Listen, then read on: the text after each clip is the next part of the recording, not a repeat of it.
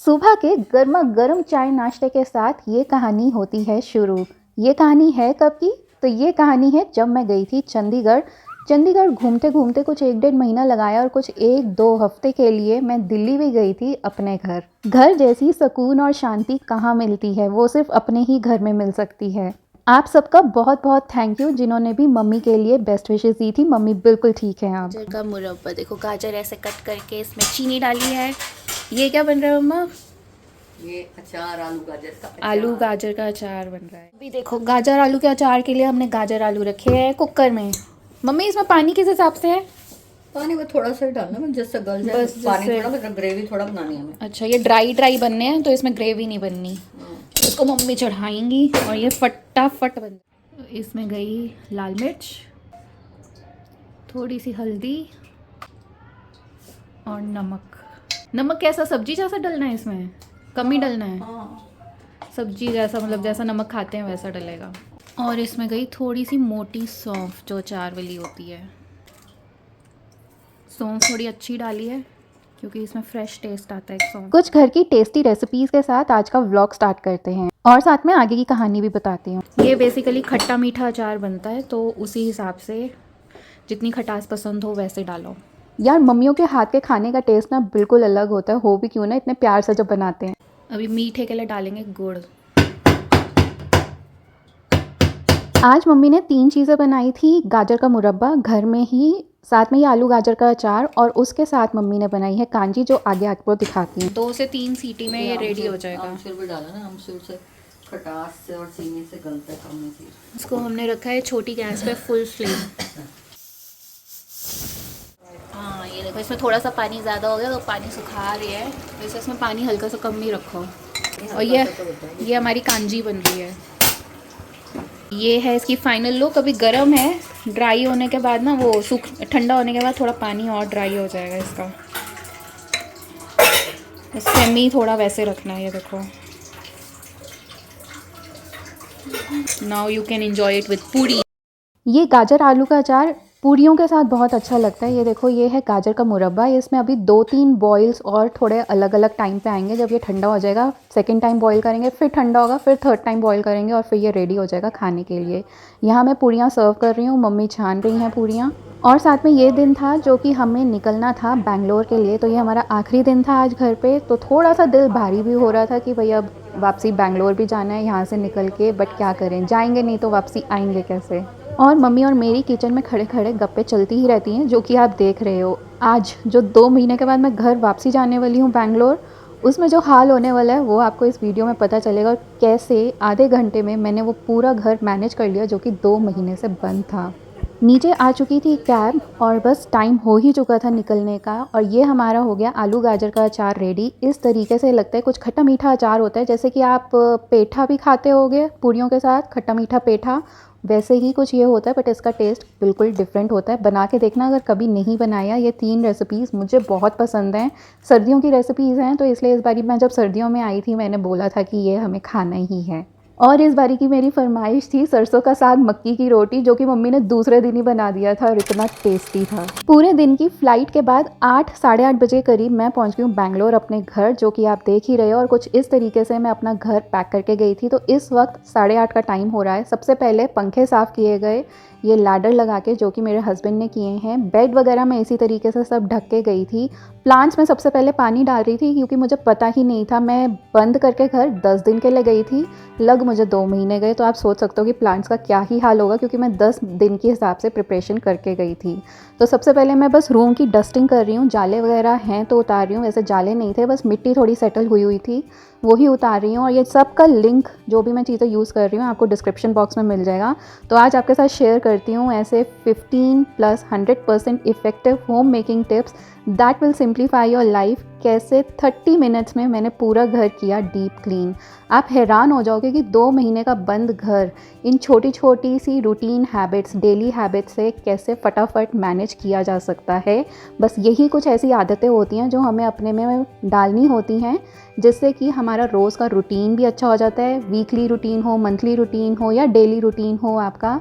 But जब आप लंबे टाइम के लिए कहीं बाहर जाते हो आपको वो रूटीन्स जो रिजल्ट देते हैं वो कुछ भी चीज़ नहीं दे सकती। जब मुझे बैंगलोर से जाना था तब भी मैं घर साफ़ करके गई थी और अभी मुझे सिर्फ 10 मिनट लगे हैं अपने बेडरूम को रेडी करने के लिए। ये चादर मैं उसी टाइम चेंज करके गई थी और इसको ढक के भी गई थी प्रॉपर, जिससे कि ये अभी मुझे बिल्कुल रेडी मिल गया और रूम भी मेरा पूरा रेडी हो गया है। सबसे पहले आके मैंने फ्रिज को ऑन किया है और थोड़ा सा पहुँच रही हूँ। फ्रिज ऑलरेडी मैं साफ़ करके गई थी अपना, तो मुझे ज़्यादा काम करने की ज़रूरत नहीं थी और इसकी जितनी भी स्लैब्स और जितने भी कंटेनर्स थे वो सब मैंने डिश वॉशर में वॉश करके गई थी। वो बाहर पड़े हैं जो कि आपको नेक्स्ट आगे क्लिप में पता चलेंगे। बस मैं इसको अभी जो मिट्टी अगर कोई सेटल हुई हुई है वही पहुंच रही हूँ, क्योंकि मैं फ्रिज वगैरह सब ओपन करके गई थी और मेन एमसीबी जो होता है वो डाउन करके गई थी। यहाँ पे आप गैस स्टोव देख रहे हो, उसको इसी तरीके से मैंने ढका हुआ था और इस पे ट्रस्ट मी एक कतरा मिट्टी नहीं था यार। मतलब मैं गीला कपड़ा तो हर जगह मार रही हूँ, बट जो चीज़ मेरी ढकी हुई थी ना उस पर बिल्कुल भी कोई मिट्टी नहीं थी। स्लैब पे हल्की सी मिट्टी की परत आ गई थी 2 महीने में, बट वो भी इतनी ज़्यादा नहीं थी जितनी कि अगर मैं नहीं कुछ साफ़ करके जाती और घर आके मुझे गंदा मिलता तो सोचो कितना किलसना हो जाता, कितना गुस्सा आ रहा होता कि ये गंदे घर को अभी पहले साफ़ करना पड़ेगा जहाँ आप थके थकाए आए हो। किचन साफ़ करते करते मैंने डिश वॉशर और वॉशिंग मशीन का भी रात को एक प्लेन लोड लगा दिया था, जिससे कि वो 2 महीने से बंद है तो उनकी डस्ट वगैरह टब डीप क्लीन हो जाए। एक कपड़ों का लोड मैंने रात को ही लगा दिया था, जो आपको बाहर कपड़े दिख रहे हैं। और प्लांट्स तो भाई मेरे ऑलमोस्ट डेड ही हो गए हैं। स्नेक प्लांट बचा हुआ है और जीजी प्लांट बचा हुआ है, इसीलिए मैं अब प्लांट्स ले नहीं रही हूँ, रियल प्लान्स नहीं ले रही हूँ, क्योंकि जब मैं इतने लंबे ट्रिप के लिए जाती हूँ मुझे भी नहीं पता होता कि कब मुझे निकलना है और कब मैं वापसी आऊँगी। तो 1.5 महीना 2 महीना मैं बाहर ही रहती हूँ। ये फिडल लीफ फ्लिक का जो प्लांट था ना, इसकी पूरी पत्तियाँ निकल गई। इसको मैंने सबसे पहले स्टेम काट के देखा कि ये बचा हुआ है या नहीं, तो मैंने स्टेम इसकी हाफ कट कर दी, प्रूनिंग कर दी। अब पता नहीं ये चलेगा नहीं चलेगा, दो it is very old tree जैसा ये प्लांट हो चुका है मेरा। तो देखते हैं ये निकल आएगा तो आगे आपको वीडियोस में दिखाऊंगी।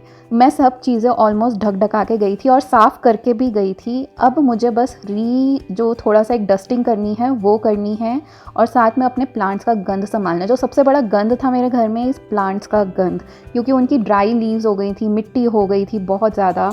तो इस वक्त मैं सिर्फ डस्टिंग कर रही हूँ गीले कपड़े से और कॉलिन लेके, और साथ में जितना भी हो सकता है प्लांट्स का मैं गंद साफ़ कर रही हूँ। और उसके बाद मैं मारूंगी झाड़ू पोछा। झाड़ू के लिए भी मैंने सबसे पहले वैक्यूम क्लीनर यूज़ किया है, जो कि अभी आपको आगे दिखाती हूँ। नमस्कार दोस्तों, मैं रति स्वागत करती हूँ आपका होम ट्विक चैनल पे, जहाँ हम बात करते हैं घर और किचन से रिलेटेड कुछ ऐसे टिप्स एंड ट्रिक्स की, होम हैक्स की, होम ऑर्गेनाइजेशन आइडियाज़ की, जो हमारे रोज़मर्रा का काम आसान करते हैं। आज का ये 8 मिनट का वीडियो देख चुके हो, इट मीन्स वीडियो को बहुत पसंद कर रहे हो। चैनल को अभी की अभी सब्सक्राइब करो, वीडियो को लाइक करो और कमेंट करके बताओ कि आपके साथ ऐसा होता है। और ये वीडियो आप देख कहाँ से रहे हो वो भी ज़रूर कमेंट करके बताएं। जो छोटे छोटे से पौधे थे ना, उन सब में पानी देना मैं रात को भूल गई थी, तो उनको मैं अब पानी दे रही हूँ। ये मोस्टली सक्यूलेंट्स हैं, तो सक्यूलेंट्स वैसे भी काफ़ी टाइम तक बिना पानी के सर्वाइव कर जाते हैं अगर उनको शेड में रखा हो।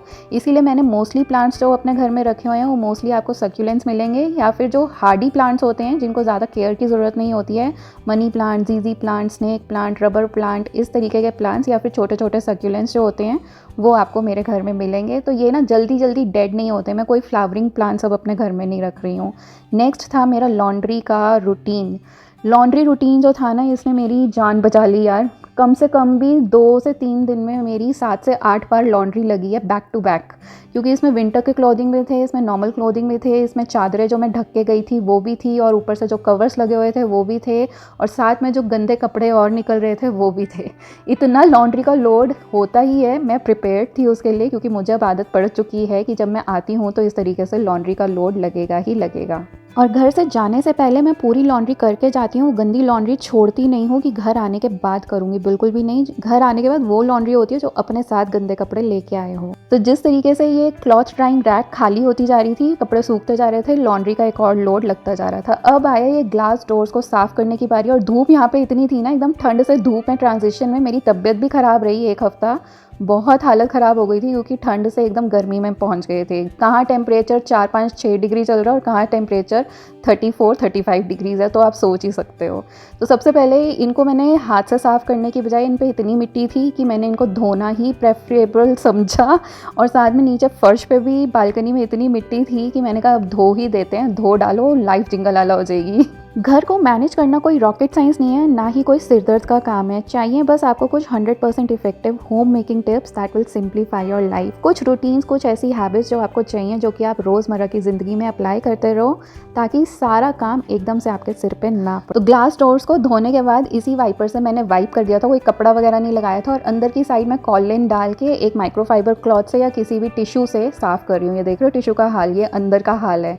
इस डस्टर को, जो वॉल डस्टर है जो कि माइक्रोफाइबर है, सब लिंक्स आपको डिस्क्रिप्शन बॉक्स में मिल जाएंगे। और पीछे सोफे पे देखो, आपको जो किचन के फ्रिज के जो पार्ट्स हैं सारे वो दिख रहे होंगे, स्लैब्स वगैरह।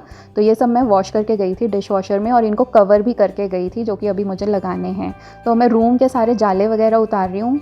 हार्डली मुझे ये सारा काम करने में, मैं आपको बताऊं तो मुझे 15 मिनट्स लगे होंगे। इतना इजी और क्विक काम था, क्योंकि मेरे पास काम फैला हुआ नहीं था। साथ साथ में थोड़ा एप्पल वगैरह भी खा रही हूँ, मॉर्निंग का टाइम है, अभी नाश्ता भी बनना है, उसके बाद सब्जी रोटी भी बननी है, अपना दोपहर का खाना भी करना है। बाहर का तो खाना नहीं है, तो साथ साथ वो काम भी हमारा चलता जा रहा है। अगर मैंने रूटीन क्लीनिंग हैबिट्स और अपने क्लीनिंग रूटीन्स फॉलो नहीं किए होते तो कोई चांस ही नहीं है कि 2 महीने का गंदा घर मैं 10 मिनट में साफ़ कर लूँ। ये किचन का ड्रॉर देखते ही मैं शॉक हो गई भाई, मेरा दिमाग चलना बंद हो गया एक टाइम के लिए, क्योंकि 2 महीने के बाद जब आप कहीं आते हो ना, आपका दिमाग आपको याद नहीं दिलाता कि कौन सी चीज़ कहाँ पड़ी थी। और मैं सब कुछ उतार के ना सब अंदर ढक के गई थी कि इनको आके मुझे साफ़ ना करना पड़े, बस पानी से हंगा लो और they are ready to use. ऐसा काम मैंने किया हुआ था। इवन मैंने दालों वालों के डब्बे, जो भी चीज़ें बाहर थी, सब कुछ मैं अंदर ही रख के गई थी। आगे दिखाती हूँ। तो खाना बनाने के बाद, नाश्ता करने के बाद चैन से, उसके बाद मैंने कहा सबसे पहले फ्रिज सेट करते हैं। फ्रिज को रात को तो मैंने ऑन कर ही दिया था। और फ्रिज में ये बास्केट्स मैं ज़रूर यूज़ करती हूँ। एक्चुअली फ्रूट बास्केट में इस तरीके की जो पेपर बैग्स होते हैं वो यूज़ करती हूँ। इससे मुझे फ्रिज जल्दी साफ़ करने की ज़रूरत नहीं पड़ती है। इतना ईजी काम हो जाता है। मेरा फ्रिज साफ़ करने में हार्डली 5 से 7 मिनट लगते हैं। This is like max time. और जो फ्रिज की स्लैब्स हैं उनके ऊपर मैं इस तरीके से टिश्यू यूज़ करती हूँ। बाकी जो चीज़ें बाहर पड़ी थी ना, जैसे कि ये मैग्नेटिक ऑर्गेनाइज़र जो कि स्पेस सेविंग आइडिया है, आपके साथ मैंने अमेज़ॉन वीडियो में भी शेयर किया था। I love this. ये 1.5 से 2 साल पुराना रिव्यू मैं आपको दे रही हूँ। गो अहेड अगर आपको कोई इस तरीके की चीज़ चाहिए। ये चीज़ भारी से भारी वेट भी उठा लेती है, कोई प्रॉब्लम नहीं होती। और मैं तो इस पर सब कांच की चीज़ें रखती हूँ, आज तक कभी नहीं नीचे गिरी। तो चीज़ें जो मुझे रीफ़िल करनी थी वो अब मैं रीफ़िल कर रही हूँ। चीज़ें, कंटेनर्स वगैरह सब धो धा के ही गए थे, डिश वॉशर में लगा दिए थे। तो जाने से पहले ना 1 हफ़्ते पहले मेरी प्रिपरेशन स्टार्ट हो जाती है, क्या क्या मुझे रैप अप करना है, उस हिसाब से मैं लिस्टिंग करती हूँ और रैप अप करना अपना शुरू कर देती हूँ। यूटिलिटी एरिया में मैं टाइल्स वगैरह क्लीन कर रही हूँ, बिकॉज यहाँ पे मुझे अपनी फ्रूट बास्केट लगानी है, जो कि फ्रूट कैडी है, वेजिटेबल बास्केट, वो लगा रही हूँ। और साथ में ये दरवाजे भी साफ़ कर रही हूँ, क्योंकि अभी यूटिलिटी धोने का मेरे पास टाइम नहीं है। तो मैं जस्ट हाथ से ही जितना क्लीनिंग हो सकती है वो फटाक से करके और फिर अपना रेगुलर काम पे चलते हैं। ये है मेरी वेजिटेबल बास्केट। इसका लिंक भी आपको डिस्क्रिप्शन बॉक्स में मिल जाएगा। बहुत ही ज़्यादा स्टर्डी है, 2 से 3 किलो वेट ये आराम से उठा लेती है। आई थिंक इससे ज़्यादा ही उठा लेती है, मैंने तो वो भी ट्राई किया हुआ है। फुल ग्रीन 2 नारियल, जो पानी वाले नारियल होते हैं, वो मैं इसमें रख देती हूँ। साथ ही साथ मेरी किचन की डस्टिंग भी चल रही है। फ्रिज के ऊपर ऑलरेडी एक कपड़ा लगा हुआ था, तो फ्रिज ज़्यादा गंदा नहीं था। ऊपर से जस्ट हल्का सा एक कपड़ा मारा और उसके ऊपर एक और कवर डाल दिया। साथ में ये जो मेरा पल्सेस का स्टैंड है, इसको मैंने फटाक से साफ़ किया है साबुन से और उसके ऊपर डब्बे लगा दिए। कितना ज़्यादा इजी काम था, बताओ इसमें कितने 5-10 मिनट से ऊपर लगेंगे। सोफ़े वगैरह मैं इस तरीके से ढक के गई थी। ये वही कवर्स हैं जो मुझे जब सोफ़ा डिलीवर हुआ था, जब मैंने ख़रीदा था, उसके साथ आए थे। और सोफ़ा मेरा बिल्कुल साफ़ सुथरा है, कोई मिट्टी का एक नामो निशान नहीं है। मैं इसके बाद यहाँ पे वैक्यूम मारूंगी। अब ये सोफ़ा कवर्स थोड़े से फटने लग गए हैं, तो अब जो मेरे पास पुरानी बेडशीट्स हैं जो कि फेड हो रही हैं और अब मैं यूज़ नहीं करती हूँ, तो उनका अब मैं सोफ़ा कवर बनाऊँगी। थोड़े से अतरंगी से बनेंगे, क्योंकि बेडशीट्स तो हमारे पास एक जैसी होती नहीं है ना, बहुत सारी। और इसमें एक में कम से कम 2 से ढाई बेडशीट हमारी लग जाएगी। यहाँ पे अब थोड़ी खाने की प्रिपरेशन हो रही है। खीरे का रायता बना रही हूँ, गोभी बनी है, रोटी बनी है, साथ में पापड़। इतना टेस्टी लग रहा था ना गर्मी के टाइम में खीरे का रायता खाना, क्योंकि कहाँ दिल्ली चंडीगढ़ में 1, 2 से 5 टेम्परेचर था और कहाँ यहाँ पे 35 डिग्री टेम्परेचर। तो इतना टेम्परेचर डिफरेंस भी अजीब सा लग रहा था। आने के बाद अब जो चीज़ें रीफ़िल करनी थी वो कंटेनर्स में रीफ़िल कर रही हूँ, और अपने हस्बैंड की थोड़ी हेल्प ली है कि वो डिश वॉशर लोड कर दें। तो वो लोड कर रहे हैं डिश वॉशर, और मैं साथ में जो चीज़ें रीफ़िल करनी है या जो इधर से उधर करनी है उनका वो छोटा मोटा काम कर रही हूँ, सो दैट ये वाले काम भी साथ साथ निपट जाएं। डिश वॉशर तो लोड हो गया, उसके बाद मुझे अब डिश वॉशर को स्टार्ट करना था और इसमें जितना इसका डिश वॉशर डिटर्जेंट वगैरह था वो सब डालना था। ये सब करके डिश वॉशर मैंने स्टार्ट कर दिया है और साथ में कुछ बॉटल्स वगैरह बाहर पड़ी थी, जैसे कि फैब्रिक कंडीशनर या फिर फैब्रिक डिटर्जेंट, डिश वॉशर का डिटर्जेंट, कॉलिन, तो ये सब बॉटल्स ना बाहर गंदी हो गई थी। जैसा मैंने बताया मैं 10 दिन के लिए गई थी, मैंने सोचा नहीं था 2 महीने लग जाएंगे, तो सब पे मिट्टी आ चुकी थी, वही अब मैं साफ़ कर रही हूँ। साथ में अंदर किचन में खिड़की वगैरह के आसपास की एरिया भी सब साफ़ कर रही हूँ। एंड ट्रस्ट मी, इसी के साथ मेरा मैक्सिमम काम ख़त्म हो जाता है। दोनों रूम्स सेट हैं, ड्राइंग रूम सेट है, किचन में बस अब मुझे प्लेटफॉर्म वगैरह क्लीन करना है और गैस साफ़ करनी है क्योंकि लंच बना है, उसके बाद की क्लीनिंग करनी है। तो ये कोई डीप क्लीनिंग नहीं है, ये रेगुलर क्लीनिंग है जो मैं कर रही हूँ। और इसके बाद बस अब मेरी मॉपिंग बची है। पहले मैं वैक्यूम लगाने वाली हूँ, जो छोटी छोटी मिट्टी है वो हट जाए, और उसके बाद मैं मॉप कर रही हूँ, जो कि मैं फ्लैट मॉप यूज़ करती हूँ। किचन देखो साफ़ सुथरी हो गई है, ड्राइंग रूम देखो साफ़ सुथरा हो गया है, बेडरूम मैंने आपको रात को ही दिखा दिया था, एकदम चकाचक हो चुका है। और ये मशीन अभी भी ऑन है क्योंकि इसमें धुल रहे हैं पर्दे, साथ ही में धुल रहे हैं बे विंडोज़ की जो गद्दियाँ हैं उनके कवर्स धुल रहे हैं क्योंकि उन्होंने काफ़ी मिट्टी पकड़ ली थी।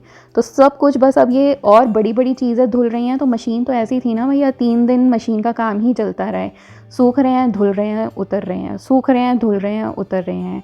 तो ये जो 3 प्लग था ये मैंने यहाँ पे लगा दिया, बिकॉज़ यहाँ पे एक जगह है माइक्रोवेव, एक जगह है फूड मिक्सर ग्राइंडर और एक जगह है इंडक्शन, उसके लिए मैंने यहीं पे लगा दिया। और प्लांट्स का हाल देखो यार किस तरीके से हो गया है, कोई नहीं, रेगुलर वाटरिंग से ठीक हो जाएंगे। मॉप लगाया था तो सारे प्लांट्स वगैरह ऊपर रख दिए थे मैंने।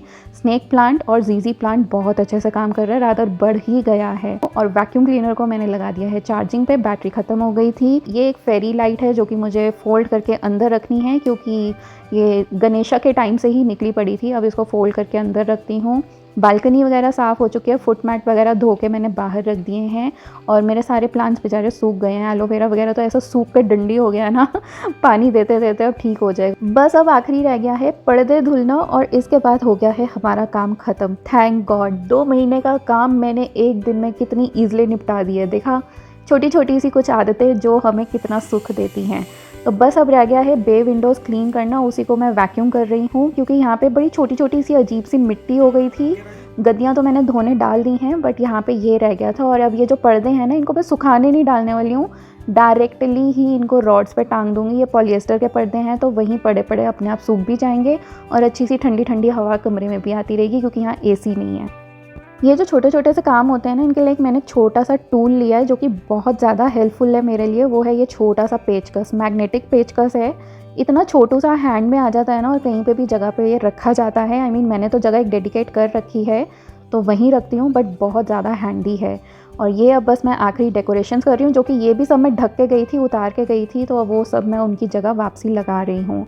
इतनी ज़्यादा गर्मी थी कि बे विंडोज़ की जो गद्दियों के कवर थे वो भी सूख गए थे, तो मैंने कहा चलो अब इनको भी ढक के एक बारी रख ही देती हूँ क्योंकि ये बार बार वॉश करना, उतारना, चढ़ाना थोड़ा मुश्किल काम है।